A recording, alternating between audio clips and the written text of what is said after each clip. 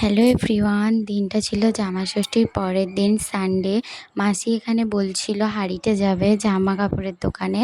আসলে ওর জন্যই একটা গেঞ্জি নেওয়ার ছিল, তাই দেখো আমরা সবাই মিলে বিকেল বিকেল বেরিয়ে পড়েছি। সারাদিন তো প্রচুর বৃষ্টি হচ্ছিল। বিকালবেলা উঠে দেখি বৃষ্টিটা একটু কমেছে, তাই এখানে দেখো আমি, মা, মাসি আর ও বেরিয়ে পড়েছি। হেঁটে হেঁটেই এসেছি, আমাদের বাড়ি থেকে বেশিক্ষণ না। আর এসেই দেখো এই দোকানটাতে চলে এসেছি। এখানে ওনাকে গেঞ্জি বার করতে বলা হয়েছে, উনি বার করছেন। আচ্ছা, আমার এই ছোটো ছোটো মিনি ব্লগগুলো দেখতে তোমাদের কেমন লাগছে অবশ্যই কমেন্ট করে জানিও। ভালো লাগলে চ্যানেলটাকে সাবস্ক্রাইব করে দিও। এই দেখো এখানে উনি গেঞ্জি বার করেছে, এখান থেকে আমরা একটা নিয়ে নিলাম। তারপরে মা বলল যে একটু পার্লারে যাবে, মা মাসি এখানে আইব্রোটা করাবে।